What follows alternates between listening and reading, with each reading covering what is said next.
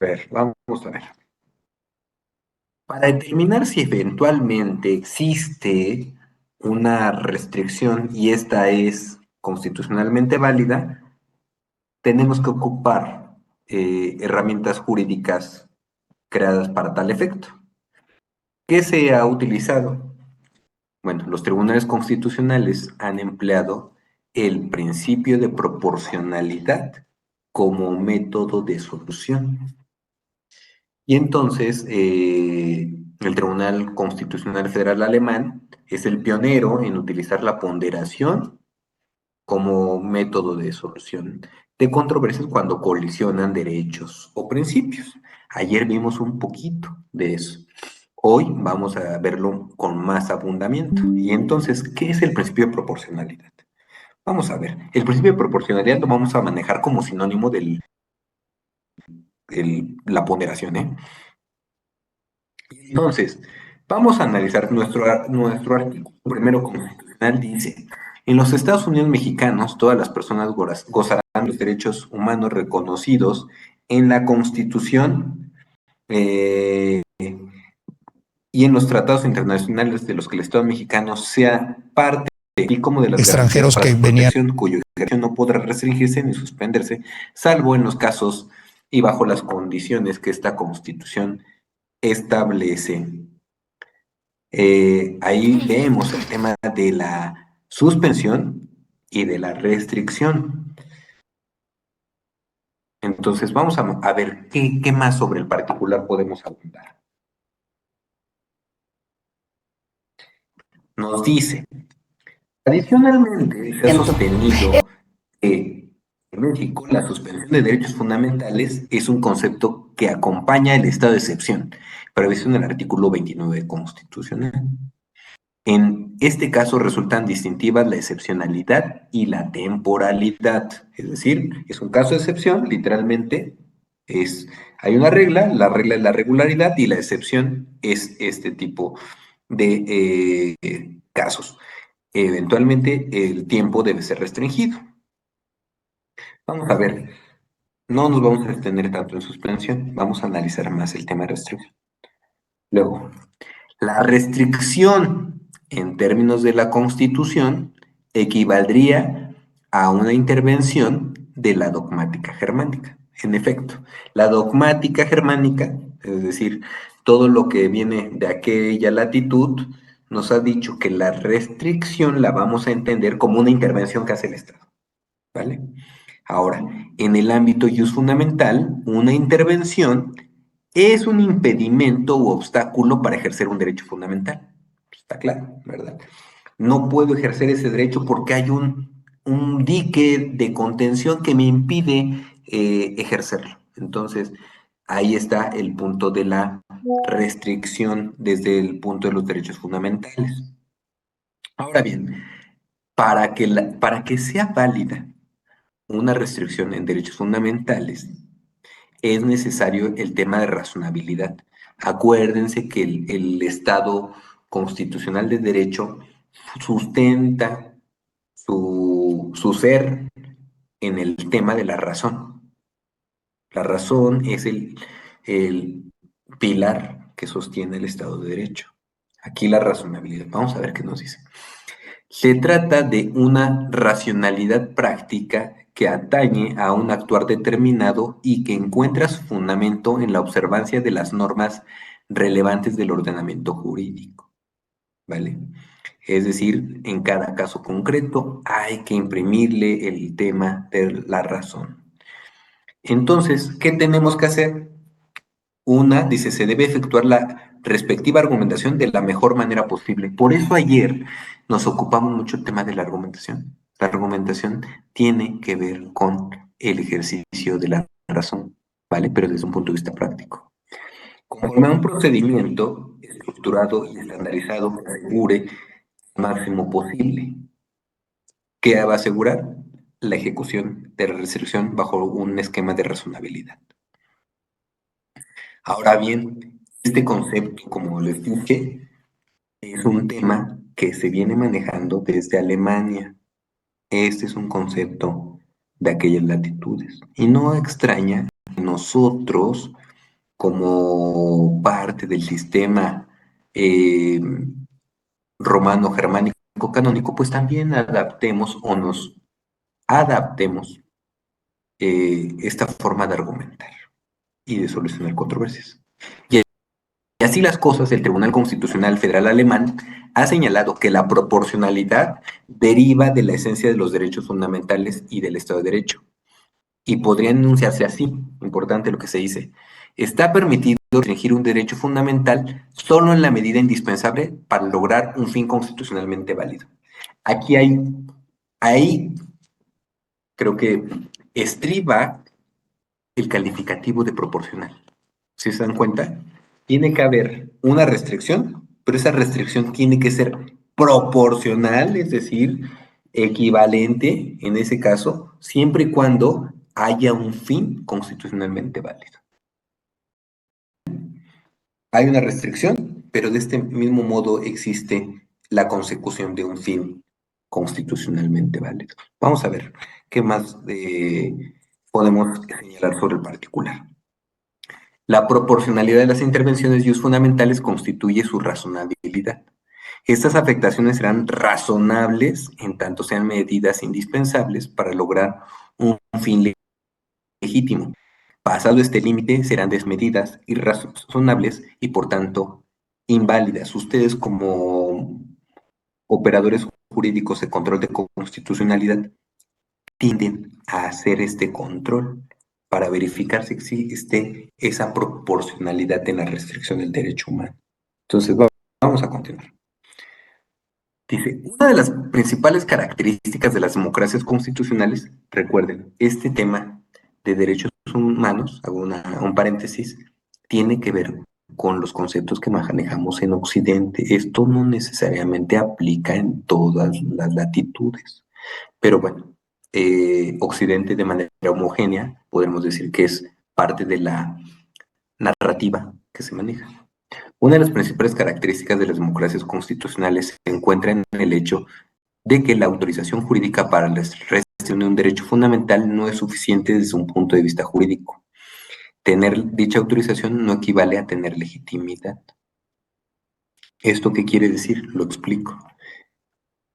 El hecho de que exista un fin constitucionalmente válido previsto en la Constitución, de suyo no autoriza una restricción, sino que esta restricción tiene que estar justificada, ¿vale? Por el contrario, una democracia constitucional requiere que la restricción para que sea válida no solo sea legal, sino se encuentre justificada. Ahí está el punto.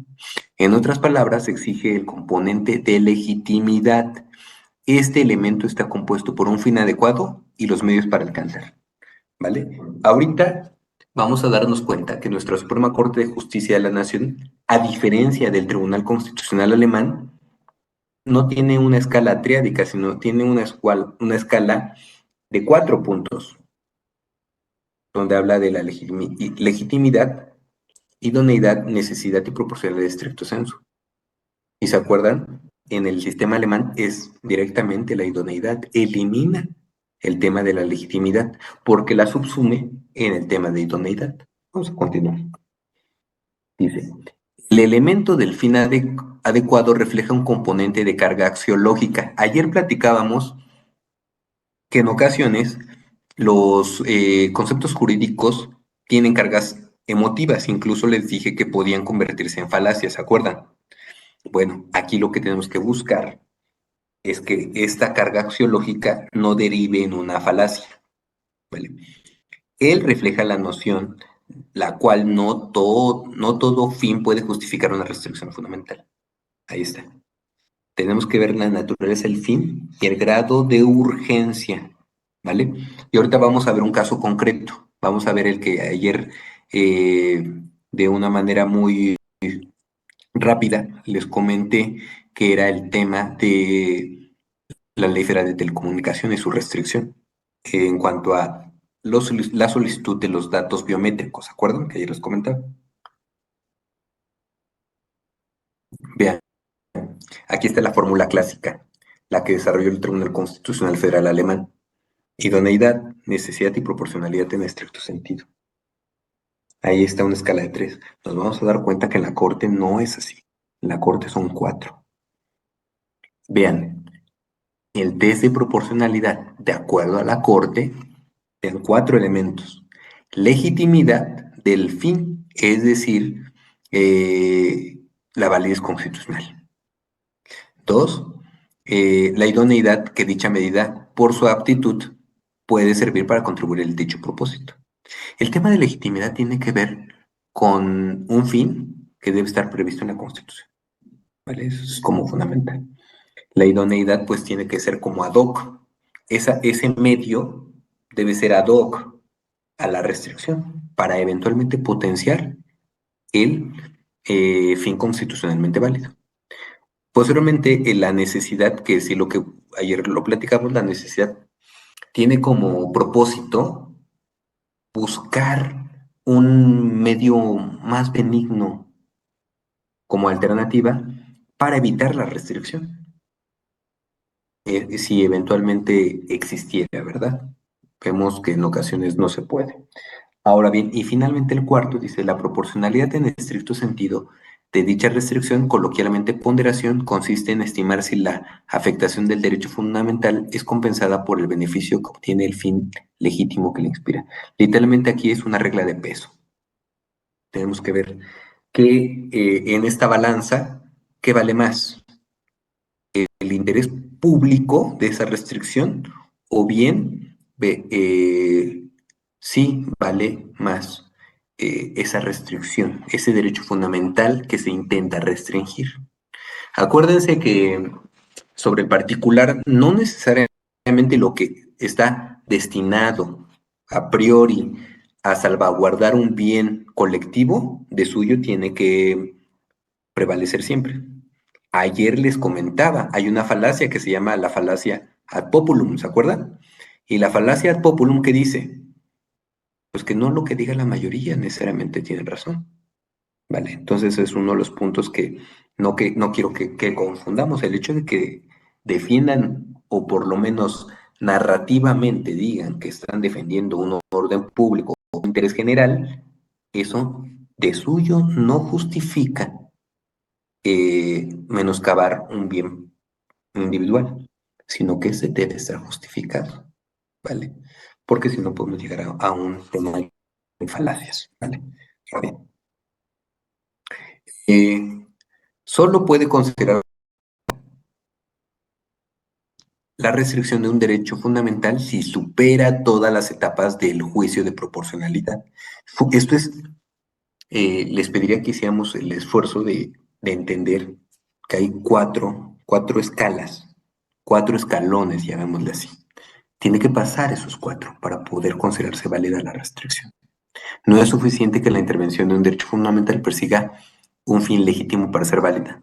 Aquí voy a hacer una pausa y me gustaría traer a colación a un autor que ustedes deben conocer perfectamente, el autor italiano Luigi Ferrajoli. Y Ferrajoli, entre otras de sus aportaciones, habla de la esfera de lo decidible y la esfera de lo indecidible.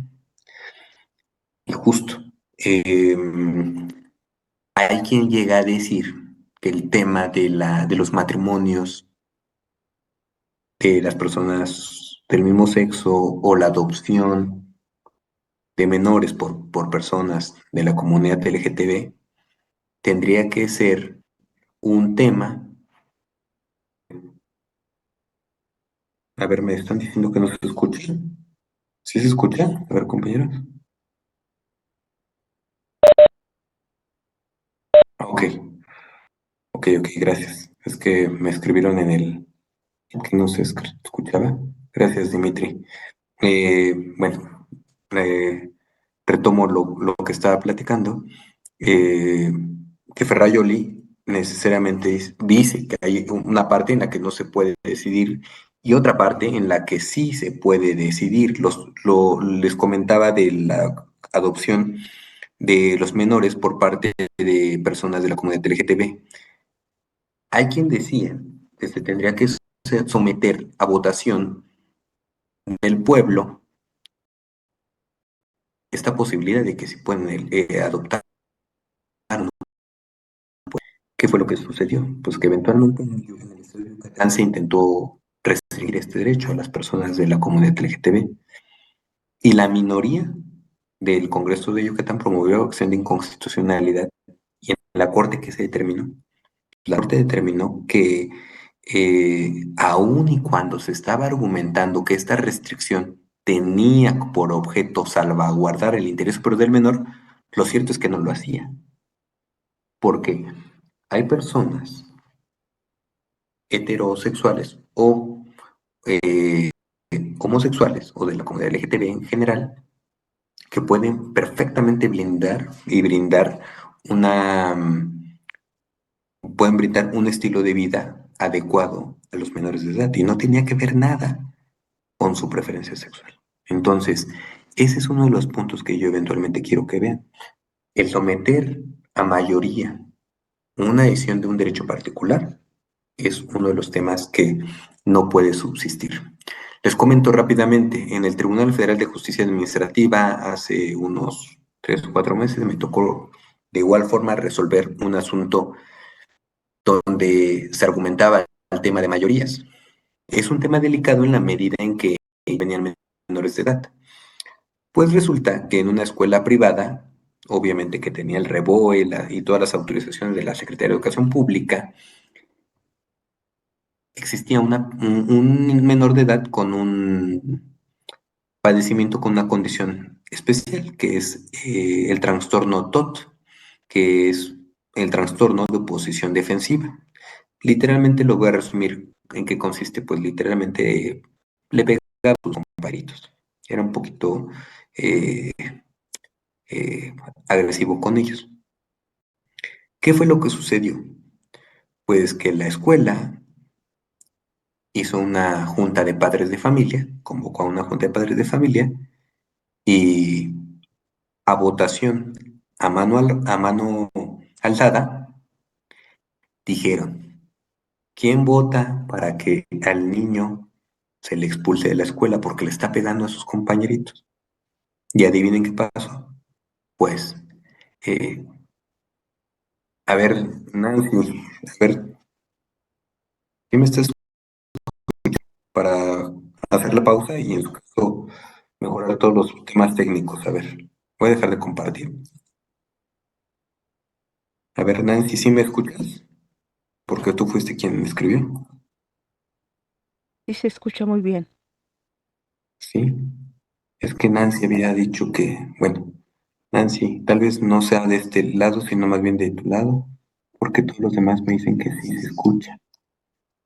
Bueno, espero y puedas eh, mejorar la audición. Voy a intentar hablar de cualquier forma más fuerte.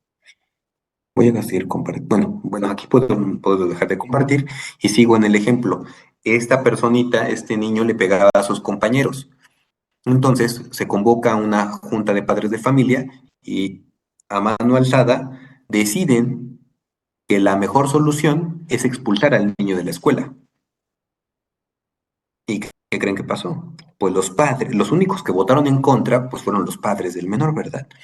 ¿Y qué creen que sucedió? Pues se fueron a quejar ante la SEP y la SEP estableció una sanción a la escuela privada.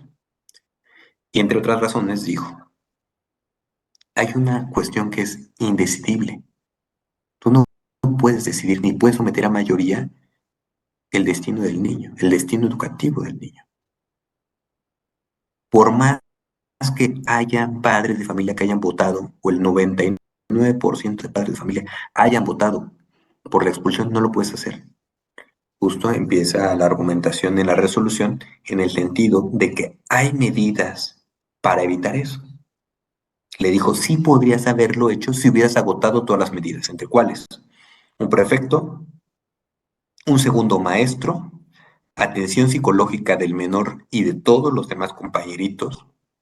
Y una vez que hubieras agotado todo eso, si persistían las circunstancias, solicitar una opinión a la SEP para que eventualmente se te autorizara y se pudiera cambiar de plantel o tomar alguna otra medida al menor. Pero de suyo no podías haber hecho eso. Y menos bajo el argumento de que la mayoría de los padres habían dicho. ¿Se dan cuenta? Es una falacia. Es decir, la mayoría de los padres estaban de acuerdo. ¿Por qué? Porque estaban decidiendo algo en lo que no podían decidir. Ahí entonces entra la retórica, la narrativa de Ferrajoli en el sentido de hay una esfera en la que no se puede decidir y en esa esfera no podías decidir, ¿vale? Entonces, esto se presenta mucho, como ayer vimos también en el caso de la explotación del hombre por el hombre, en los casos de No, hasta ya subo. eficacia, Pues el día que quieras, si quieres, neta, yo me quedo a ayudarte. Ya que va. Cassandra, Pero me explica no. Y de química. No vas. Ahorita. ¿qué hacemos? Le decimos a Cassandra que tiene abierto el micrófono, pero nos enteramos que se va a quedar a trabajar, ¿eh? Es muy trabajadora, Cassandra. Entonces, no vamos a decir mayor cosa, al contrario, la vamos a felicitar. Pero bueno, ustedes escucharon, ¿eh? Yo no estoy inventando, es una compañera muy trabajadora. Bueno, vamos a continuar. Eh, bueno, sucedió este caso y eventualmente hay una esfera en la que no se puede decidir. Esa es la parte que quiero que ustedes vean. La restricción del derecho, ahí se estaba restringiendo un derecho. ¿El derecho de quién? Del menor. Lo que quiero que eventualmente también podamos percibir es que los casos de derechos humanos pues, a veces no son tan claros, sino eventualmente los tienes que deducir, como el que les comenté de la familia multiespecie o interespecie, del uso de suelo para cuidados caninos, ¿se acuerdan? Entonces, y lo dijo un tribunal colegiado, ¿sale? Entonces, esta parte quiero que eventualmente estemos meditando para poder llegar a eh, conclusiones sólidas. Bueno, voy a seguir compartiendo.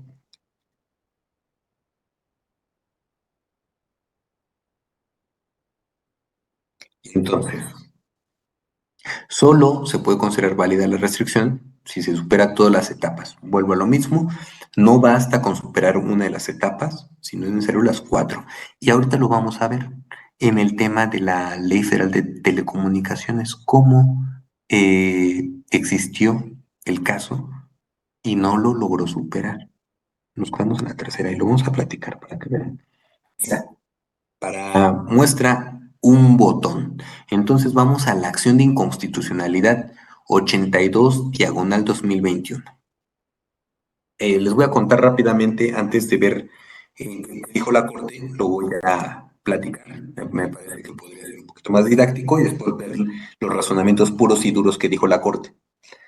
Literalmente, la autoridad gubernamental que coincide tanto en la administración pública con parte mayoritaria en el Congreso, pues advirtieron que existía una preocupación por la comisión de delitos en los que se empleaban pues teléfonos celulares, entre ellos extorsión, secuestro, si me van siguiendo, ¿no? Esta clase de delitos.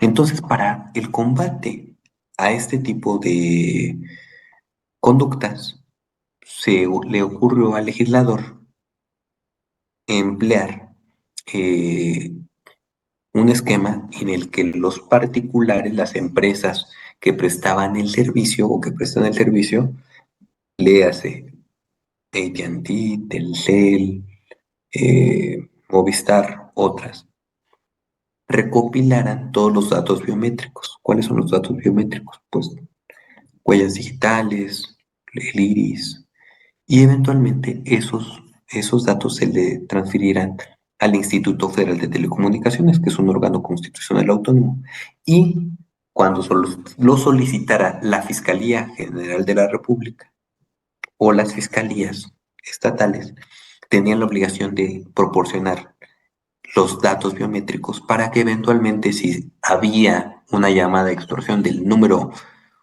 X, se obtuviera el dato biométrico y dijera, este es el titular, Juan Pérez Ramírez o quien fuera el titular. Y de esa manera, pues pudiera combatirse de una manera más efectiva al crimen organizado.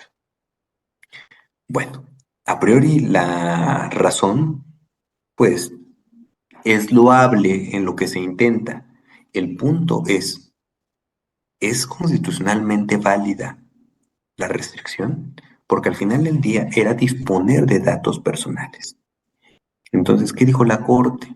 Pues la Corte comienza a hacer este análisis porque hay una minoría legislativa que promueve y empieza a hacer este análisis. Acuérdense que es el control abstracto de constitucionalidad en acción de inconstitucionalidad. Hago un paréntesis, ahorita voy para allá. Quiero hacer una precisión en el sentido de que los particulares, muchos ciudadanos promovieron amparo, del cual conocieron los juzgados de distrito y tribunales colegiados especializados en telecomunicaciones, radiodifusión y competencia económica. ¿Cuál era el punto que también se abrió a debate? Si era una norma autoaplicativa o heteroaplicativa. El juez de distrito o los jueces de distrito llegaron a decir que era una norma autoaplicativa, es decir, con la entrada en vigor causaba un perjuicio a la esfera jurídica. ¿Qué fue lo que, y incluso no solamente eso, concedían la suspensión? ¿Qué fue lo que sucedió? Que en la revisión, los tribunales colegiados de circuito dijeron que no era autoaplicativa, que era heteroaplicativa, toda vez que necesitaba de una reglamentación por parte del IFT, del Instituto Federal de Telecomunicaciones. Y al no existir todavía esa reglamentación, pues no le estaba causando ningún perjuicio. Es decir, no existía la obligatoriedad de entregar los datos biométricos. Bueno, hago esta acotación porque la gran mayoría de los juicios de amparo terminó por sobreseerse. Pero lo que quedó vivo fue la acción de inconstitucionalidad, que es la que nos va a ocupar en el día de hoy. Entonces, la Suprema Corte, cuando analiza esto, literalmente comienza a advertir argumentos tanto de la autoridad legislativa como de la minoría legislativa y comienza a advertir que efectivamente el tema de seguridad pública es un fin constitucionalmente válido. El combate al crimen es un fin constitucionalmente válido. ¿Es idónea la medida? Sí es idónea. Porque idónea se refiere a si es ad hoc. Sí es ad hoc, porque literalmente lo que se va a obtener es la información de la titularidad del celular y eventualmente se podría capturar tal vez o procesar a personas que cometieran delitos y que se descubrieran a través de este nuevo mecanismo. ¿Qué fue lo que sucedió en el tema de necesidad?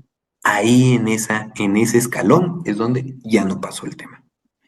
Que dijo la Suprema Corte de Justicia de la Nación, dijo, hay un mecanismo que está regulado constitucionalmente, que es la intervención de las comunicaciones. Y para tal efecto, es el Ministerio Público el que le tiene que pedir una autorización a un juez de distrito para que eventualmente éste dé una autorización y se pueda hacer una intervención telefónica.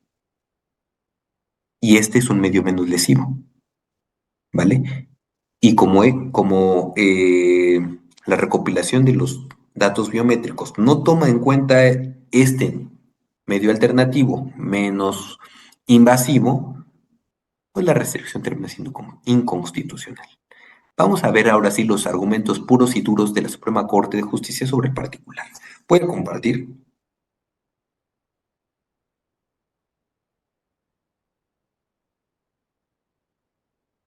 Estamos en la acción de inconstitucionalidad 82 del 2021. Vamos a ver cuáles son los argumentos de los promoventes. Los promoventes dicen que los datos personales exigidos por el PAN-OUT, que es el padrón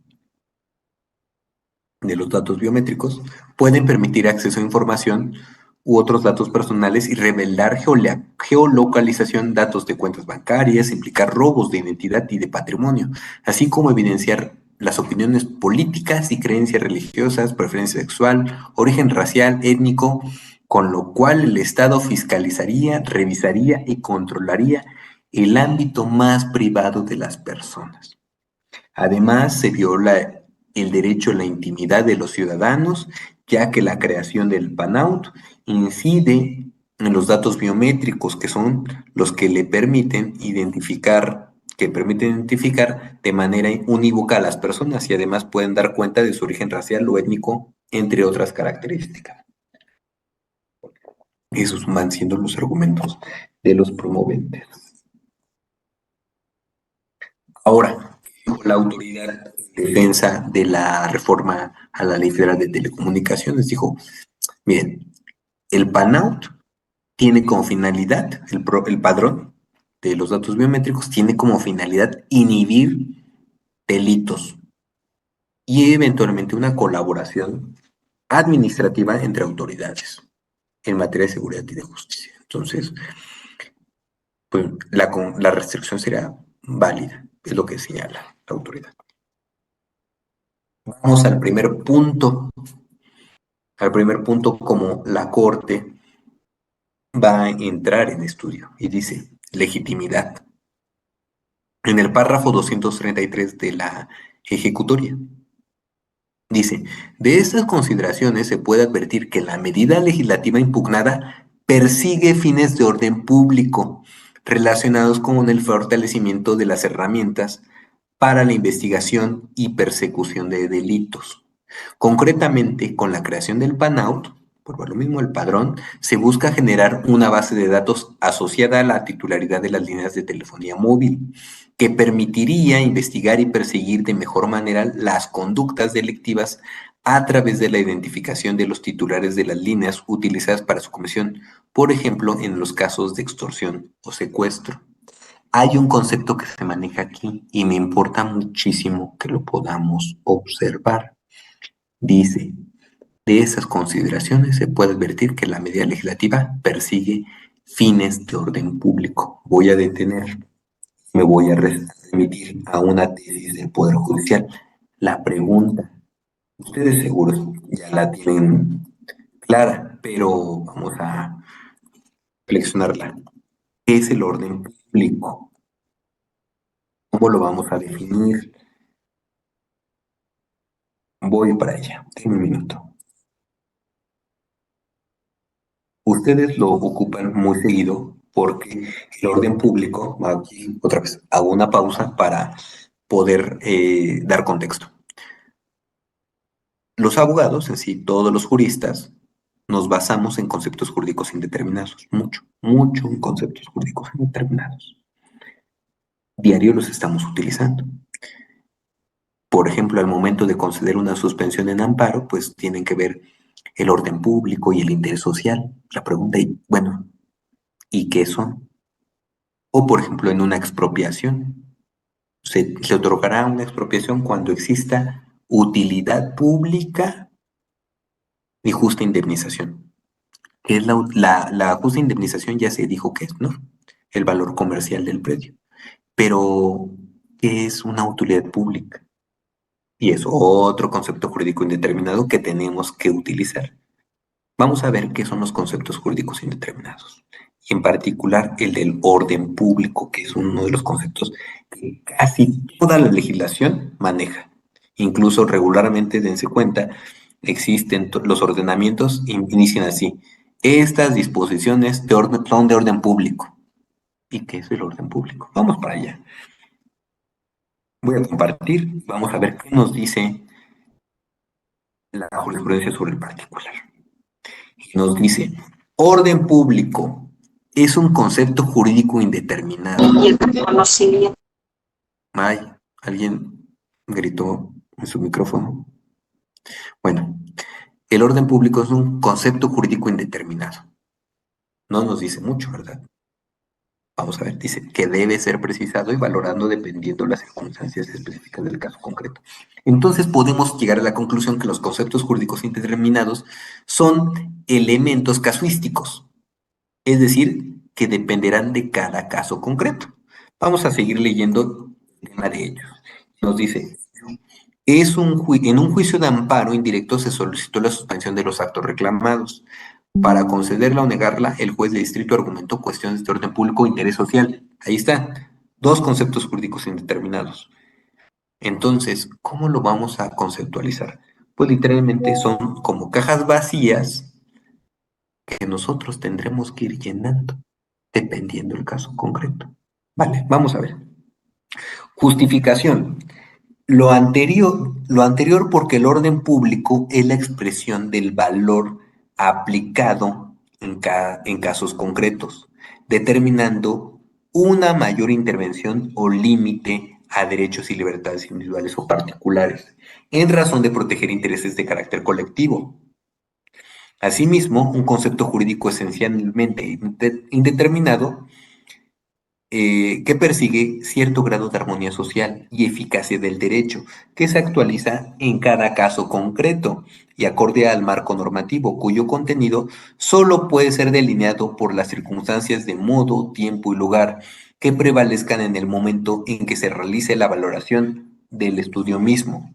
En este contexto, su connotación debe ser consistente con circunstancias de casos concretos y con supuestos de afectación, por lo que no es posible determinar su alcance de manera genérica y anticipada para una pretensión de definición fija e inflexible. Por tanto, cuando tiene el propósito y consecuencia de restringir, al clausurar y reprimir el alcance y protección de los derechos fundamentales, debe controlarse y no dar un uso arbitrario o ajeno a los efectos concretos e innecesarios de una secuela limitadora.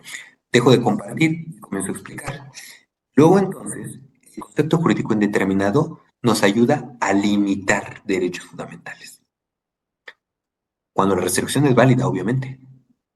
Para calificar, mejor dicho, si la restricción es válida, tenemos que acudir a este concepto jurídico indeterminado. Es el orden público. ¿Qué nos va a ayudar el orden público? Eventualmente a saber si existe eh, una afectación en mayor medida a la colectividad. ¿Sale? Entonces, esta parte resulta importante. Vamos a seguir. Hay muchos ejemplos sobre el tema de restricción y creo que terminará siendo fundamental poder observar la mayor cantidad de ejemplos, porque de esa forma podemos tener como yo creo que un dominio más adecuado de esta clase de conceptos. Voy a compartir.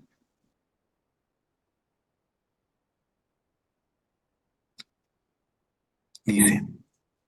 En esta tesitura debe reconocer, y regreso a la acción de constitucionalidad, estamos en el tema de los datos biométricos.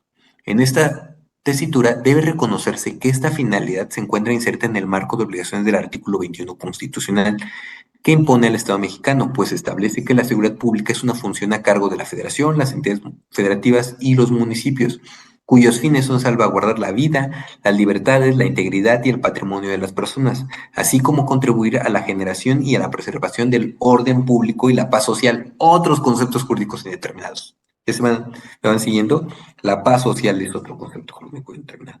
Entonces, hago una pausa y nuevamente considero pertinente señalar que la Suprema Corte de Justicia de la Nación dijo que la restricción del derecho humano, que en este caso sería la protección de datos personales, so pretexto o con argumento, con la razón de combatir el crimen organizado, dar seguridad pública a los ciudadanos, es un fin constitucionalmente válido, porque el artículo 21 constitucional establece como una función primordial del Estado es dar función de seguridad pública, ¿vale? Entonces, ahí está justificada. La primera grada la pasa. Entonces, vamos a ver el segundo punto. ¿Qué nos dice la Corte? Voy a seguir compartiendo. Nos dice, ¿la medida es idónea? Entonces dice, el párrafo 253. En esa tesitura debe precisarse que el sistema normativo impugnado supera esta segunda grada de la prueba de proporcionalidad, pues se reconoce que existe una relación de medio fin entre la creación del padrón y el combate a aquellos delitos cometidos a través de la utilización de dispositivos móviles. ¿Qué nos dice? Si es ad hoc, esta medida, este medio, es idóneo para conseguir el fin. ¿Cuál es el fin? Dar seguridad pública con una finalidad de paz social. Si es idóneo. porque si hay una relación, ¿vale? Medio-fin. Existe esa relación y por lo tanto la segunda grada la aprueba. La restricción en materia de datos biométricos, la Corte dice que sí, pasa la segunda grada. Vamos a ver en la tercera grada cómo ya no pudo pasar. Bueno, hago esta pequeña pausa para antes de ir eso, sigo explicando el por qué llega a la conclusión la Corte. Dice, esto es porque contar con una base de datos que identifica a los titulares de las líneas de telefonía móvil, aunque genera una afectación a la privacidad y a la protección de los datos personales de los usuarios, lo cierto es que en principio es susceptible de otorgar un mayor control sobre el uso de estos dispositivos, ya que puede facilitar la identificación de las personas titulares de las líneas. ¿Vale? Ahí está. Por esta razón la considero válida en la segunda grada. Vamos a la tercera grada. En la tercera ya no va a pasar. Vean, necesidad de la medida. Párrafo 262 de la ejecutoria. Señala, ahora bien, tal y como se expuso anteriormente, el examen de necesidad implica corroborar en primer lugar si existen otras medidas o mecanismos que resulten igualmente idóneos para lograr los fines que se persiguen. Es decir, vamos a buscar si en el entramado normativo existen otras posibilidades para llegar al mismo fin. Y dos, determinar si estas alternativas intervienen con menor intensidad del derecho fundamental afectado. Así, de encontrarse alguna medida alternativa que sea igualmente idónea para proteger el fin constitucional y que a su vez intervenga con menor intensidad al derecho, deberá concluirse que la medida elegida por el legislador es inconstitucional. Si efectivamente hay una medida que es menos lesiva, pues se debe preferir aquella, ¿vale? En consecuencia, la pregunta que debe responderse en el presente apartado es la siguiente, nos dice la Corte.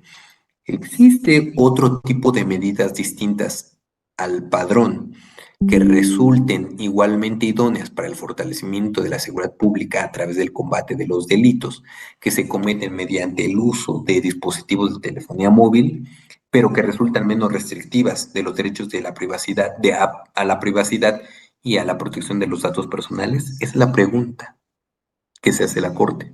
Vamos a ver su respuesta. Del análisis de estos preceptos se puede advertir la existencia de diversas figuras diseñadas como herramientas tecnológicas de investigación que precisamente por su función buscan contribuir con las autoridades de seguridad y procuración de justicia a fin de fortalecer la seguridad pública a través de la persecución y el combate a la delincuencia. En esa tesitura, siguiendo la metodología que impone esta grada de la prueba de proporcionalidad, en los siguientes párrafos se realizará un análisis comparativo de estas medidas en relación con el PANAUT, es decir, el padrón. Esto con el fin de verificar si son igualmente idóneas para satisfacer la finalidad que ha sido identificada en los apartados anteriores, pero con menos restrictivas de los derechos a la privacidad y protección de datos personales. Y bueno, quiero irme a la ratio decidendi. Literalmente vamos al párrafo 314. En esta tesitura, el hecho de que todos los usuarios de telefonía móvil deban entregar su información privada y los datos personales directamente al Estado, tal y como lo establece el decreto impugnado, resulta claramente incompatible con el parámetro de constitucionalidad. No pasa desapercibido que el artículo 180 séptimos, último párrafo de la Ley Federal de Telecomunicaciones, establece que las autoridades de seguridad, de procuración de justicia y administración de justicia que cuenten con la facultad expresa para requerir los datos del PANAUT podrán tener acceso a la información. Sin embargo, debe reiterarse que esta previsión no regula el acceso del Estado a la información que integra el PANAUT, pues como ha quedado expuesto, dicho acceso ya lo tiene por mandato legal al ser poseedor, administrador y operador de la misma, de tal suerte que lo único que regula este precepto es la transferencia de la información de un órgano del Estado a otro, concretamente del IFT a las autoridades de Procuración y Administración de Justicia, que termina resolviendo la Corte. Declara fundada la acción de inconstitucionalidad y declara la invalidez del sistema normativo impugnado. Entonces, como pudimos darnos cuenta, en el caso concreto, no fue necesario llegar a la regla de peso, porque ¿qué dijimos? Tiene que cumplir o tiene que pasar las 4 gradas. En este caso, únicamente pasó 2. La primera, que era la legitimidad, porque era un fin constitucionalmente legítimo, válido. El segundo, la medida era idónea, porque era ad hoc y tenía una relación entre medio y fin. Y finalmente, no pasa la tercera, que era la de necesidad, toda vez que se demostró que existían otras medidas que eran medios para conseguir el mismo fin, pero eran unas medidas menos restrictivas. Entonces, esa es la parte que me gustaría compartir con ustedes de cómo se lleva a cabo el test de proporcionalidad, ¿vale? Entonces, se cumplen las 4, si se cumplen las 4 gradas, será una restricción constitucionalmente válida. Si no cumplen las 4 gradas, no será constitucionalmente válida. ¿Sí? ¿Hasta aquí tenemos alguna duda? ¿Todo bien? Bueno, voy a... Ahora vamos a compartir, vamos a hablar de otros temas también relacionados. Vamos a ver, nosotros tuvimos un tema de pandemia y en el tema de pandemia se vio mucho el tema de restricción de derechos, libertad de tránsito, eventualmente la calificación de las actividades esenciales y no esenciales. Y eso eventualmente restringió derechos. Varios de nosotros eh, no pudimos desempeñar nuestra función o nuestras actividades con normalidad por existir esta restricción, ¿recuerdan? Entonces, ahí en su caso era determinar si esa calificación era constitucional o no. Hubo muchos debates. Vamos a analizar ahorita un tema de igualdad. Vamos a ir a la escala del el test de igualdad, que me resulta también muy importante, porque creo que la pandemia fue un botón de muestra de restricción de derechos. No estoy diciendo que necesariamente estuvieran mal, estoy diciendo que existió por la propia dinámica que la pandemia fue marcando, que tuvimos que existir. Voy a hacer unos ejemplos, quiero compartirlos con ustedes antes de hacer la presentación, pero ustedes tienen claro, por ejemplo, el tema de la vacunación. El tema de la vacunación fue un tema que llegó al Poder Judicial con mucha fuerza por varios flancos. El primero fueron el personal médico de los hospitales privados. Ellos promovieron sendos juicios de amparo argumentando que existía un tema de aplicación desigual en la medida en que se les excluía del, de la vacunación de forma prioritaria, porque para tal efecto se consideró prioritario solamente al personal médico del sector público. Y muchos de ellos decían que se partía de un estereotipo considerando a los médicos de los hospitales privados con una posibilidad de irse a vacunar, por ejemplo, a Estados Unidos, y que pues no era necesario que se vacunaran en México. Sin embargo, me parece que eso adolecía de algunos vicios de constitucionalidad y que terminaban siendo violatorios de derechos humanos porque no estaba justificada. Y ahorita vamos a ver el tema de igualdad, cómo se aplica el test de igualdad también conforme a la Suprema Corte de Justicia.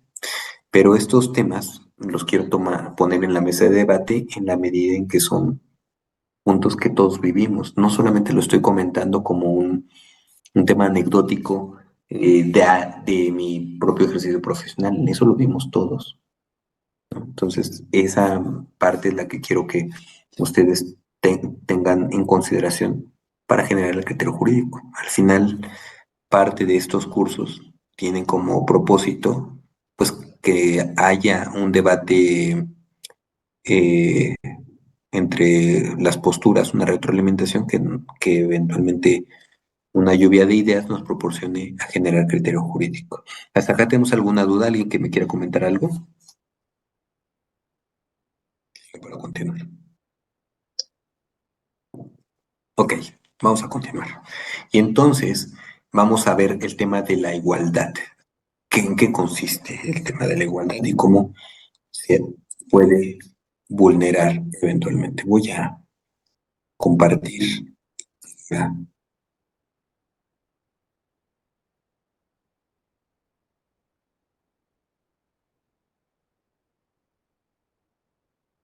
en particular, les quiero comentar, como ayer les decía, soy fan de todos los textos que edita la Suprema Corte de Justicia de la Nación. Intento, libro que edita, libro que leo, terminan siendo muy, obviamente, terminan siendo muy operativos en el ejercicio profesional porque pues entienden la dinámica práctica en la que nos encontramos todos los tribunales. Entonces, hay un libro que sobre igualdad, le recomiendo, a mí me sirvió mucho, es el libro que se denomina Discriminación, piezas para armar, que editó la Suprema Corte. Incluso lo voy a ver si aquí lo tengo, para que ustedes lo vean.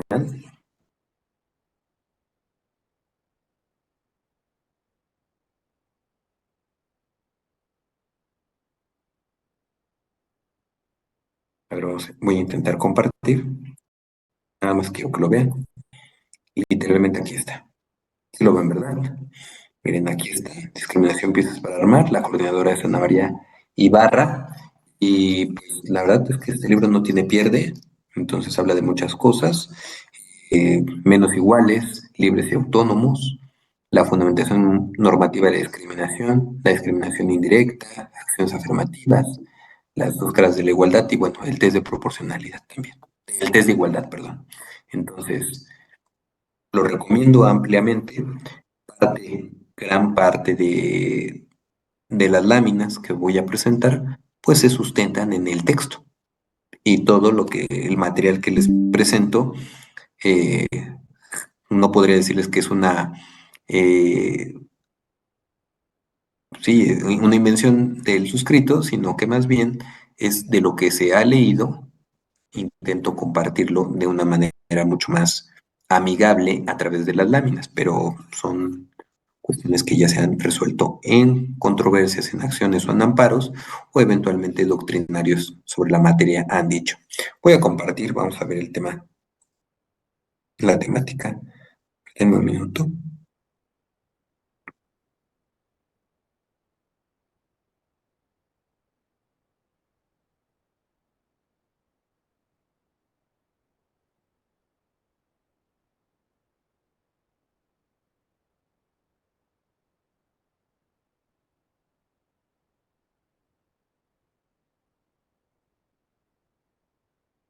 Bueno, vamos a hablar de la discriminación. Voy a compartir.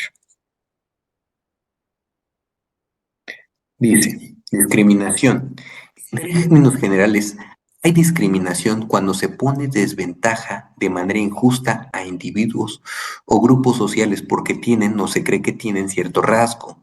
Aunque la lesión puede ser ocasionada de manera voluntaria o ser un efecto secundario y no intencional, cuando se incurre en una acción que discrimina, se comete la falla de no tratar a las personas como iguales.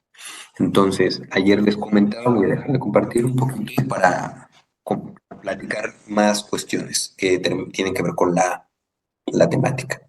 Eh, sobre el informe sobre desigualdad que un grupo de expertos hace en Naciones Unidas para el año 2021, me parece, señalan, es decir, hace 2 años, señalan que la gran problemática mundial es la desigualdad.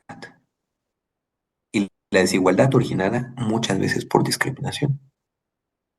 Existen elementos institucionalizados que propician la propia desigualdad.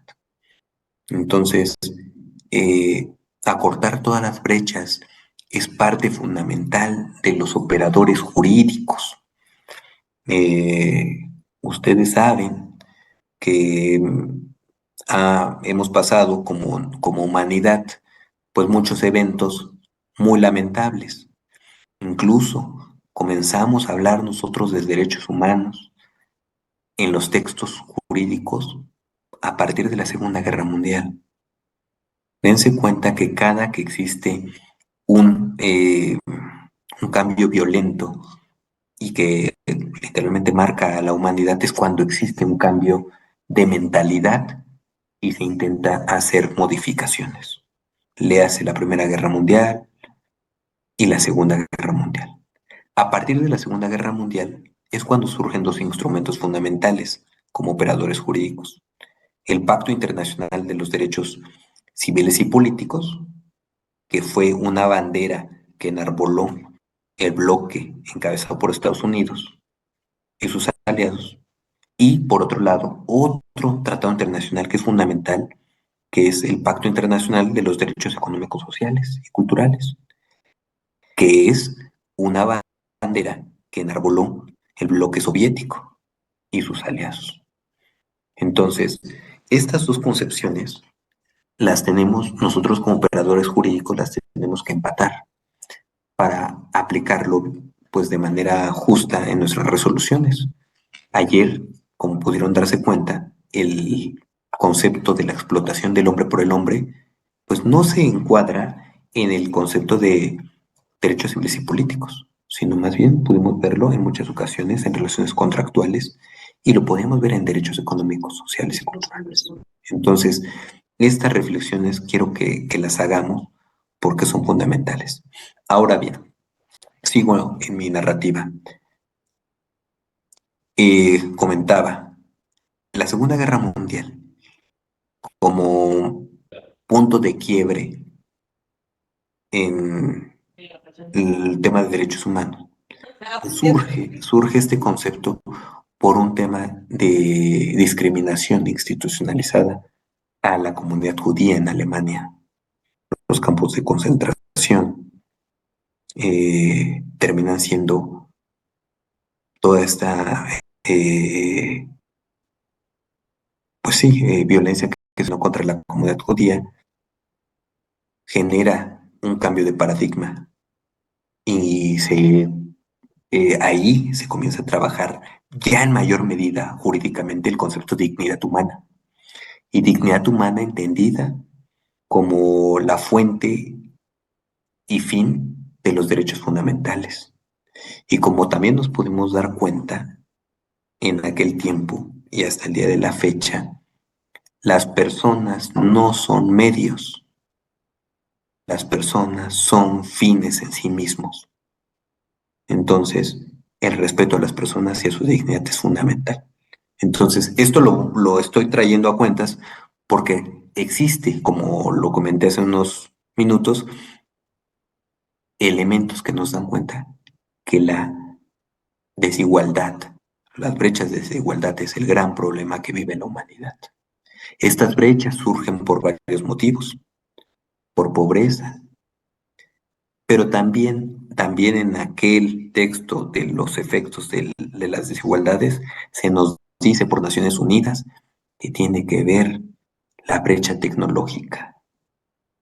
La brecha tecnológica porque algunas personas de algún estatus social pueden acceder a las tecnologías de la información o a las nuevas tecnologías de la información, mientras otras personas no.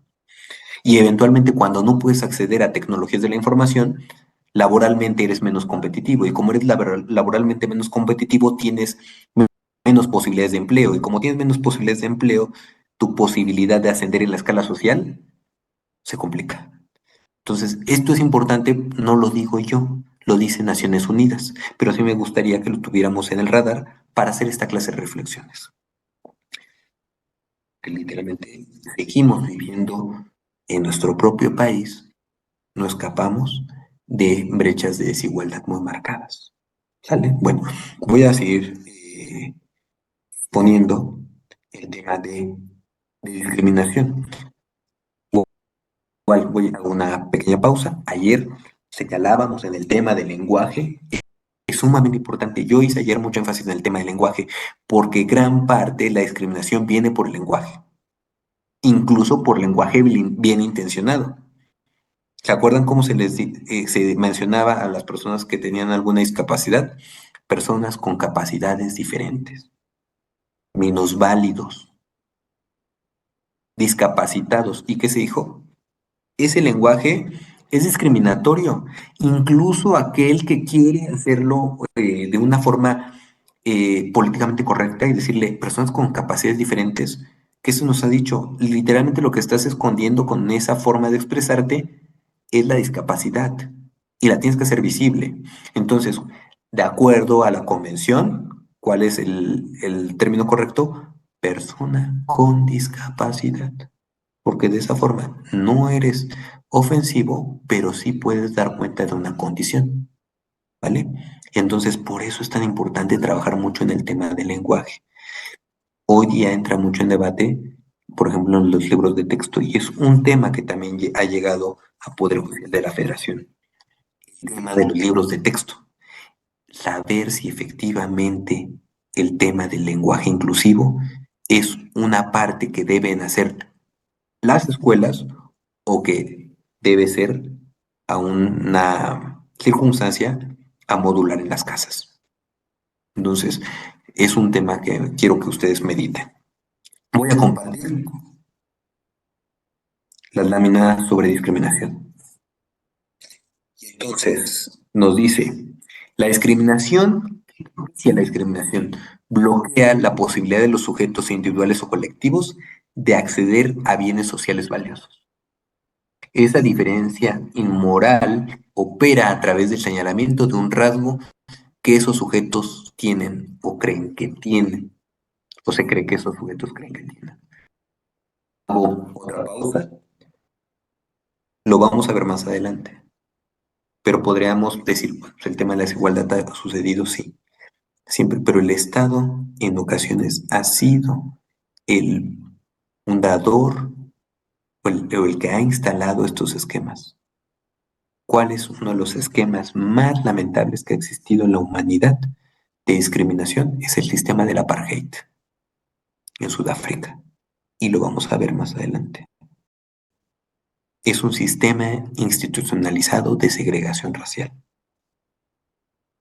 Entonces, y eso no fue hace muchos años, ¿eh? Bueno, lo podemos ver ya un poco pretérитamente, pero fue hace 30 años, que para un tema de humanidad es nada.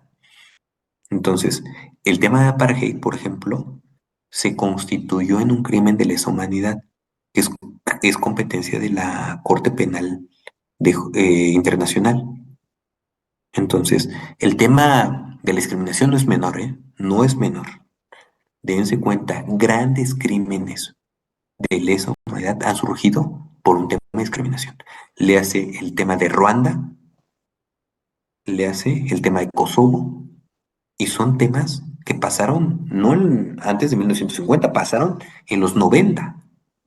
Entonces, no tiene, históricamente no tiene mucho que pasar, ¿vale? Entonces, solamente quiero que lo vayan pensando y meditando, que son cuestiones de perfecta vanguardia y actualidad. Bueno, voy a seguir compartiendo. ¿Aquí tenemos alguna duda? ¿Todo bien? Por favor, dice... eh,